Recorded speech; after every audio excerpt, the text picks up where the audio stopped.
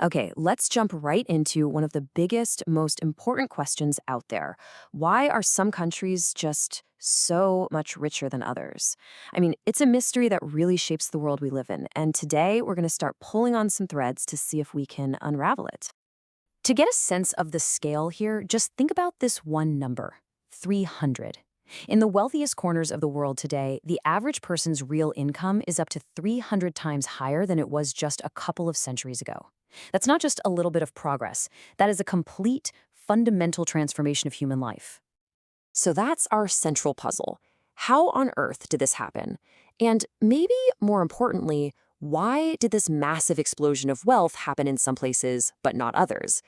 We're going to treat this like a detective story. And, every good detective needs the right tool for the job. And our tool is something called the Solow growth model. Now, I know the word model can sound intimidating, but don't worry, just think of it as a simplified growth machine. It's designed to strip an economy down to its most essential parts, so we can pop the hood and see how the engine of growth really works. It's basically the starting point for all modern thinking on this topic. And the logic behind this little machine is actually pretty simple. It really just works in 4 steps. So, first, a country saves some of its income. Then, second, that saving doesn't just sit in a bank, it gets turned into investment. Building factories, buying new machines, all that good stuff. Third, all this new investment builds up what economists call the capital stock, basically all the tools a country has. And fourth, the more capital workers have to work with, the more stuff they can produce. It's this really powerful, intuitive cycle. Save more, get more tools, create more wealth. Okay, so if that's how the machine works, then the conclusion seems, well, kind of obvious, doesn't it?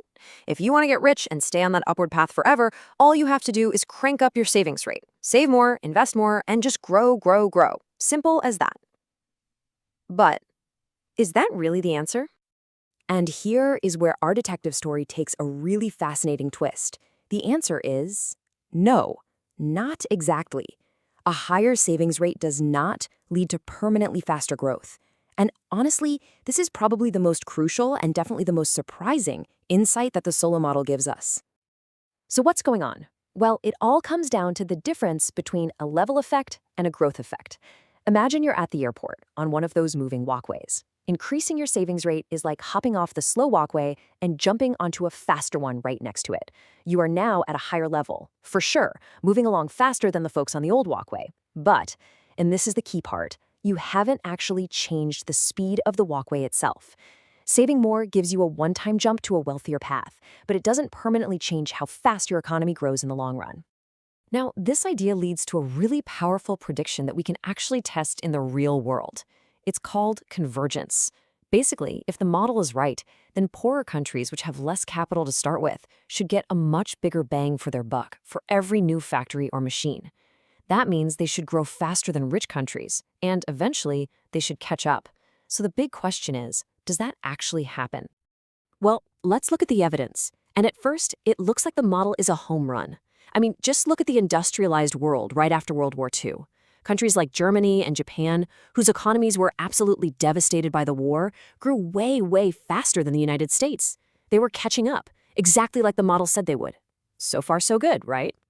But, and this is a huge but, when we zoom out and look at the whole world, a much bigger group of countries, the picture just completely falls apart. The data from pretty much every country shows that, on average, the poor countries are not catching up to the rich ones. The gap isn't closing. Our theory seems to work perfectly in some cases, but it fails spectacularly in others. So what gives? All right, let's just quickly recap our investigation. The Solow model was right on the money that saving and building up capital are absolutely vital, no question there. But its big prediction that all poor countries should eventually catch up just isn't what we see in the real world. Our elegant little growth machine is a really useful tool, but it's obvious now that there's a critical piece missing. It's like our model has a ghost in the machine. There's some outside force that the model itself doesn't try to explain. But this missing piece, this ghost, turns out to be the real engine of permanent, long-term economic growth.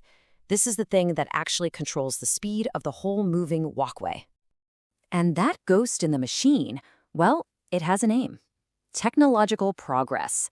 It's our ability to get more out of what we already have. Better ideas, more efficient ways of doing things, new inventions. In the world of the Solow model, this is the only thing that can create sustained long-run growth. It's not just about having more tools, it's about having better tools and better ideas for how to use them. So you might be thinking, does this mean the model is useless? Not at all. As the economist David Romer puts it, a model's job isn't to be a perfect copy of reality. That would be way too complicated to learn anything from. Its purpose is to give us powerful insights. And the Solow model does that brilliantly. By simplifying things, it forces us to see that while saving and capital can get you to a higher level, it's technology that's really in the driver's seat for the long run. And that, of course, brings us to the final and most important question. Our investigation with the Solow model has led us right to the heart of the mystery. It's shown us that technology is the key, but it doesn't tell us where that technology comes from or why some countries are so much better at creating it and using it than others. And figuring that out, well, that's a story for another time.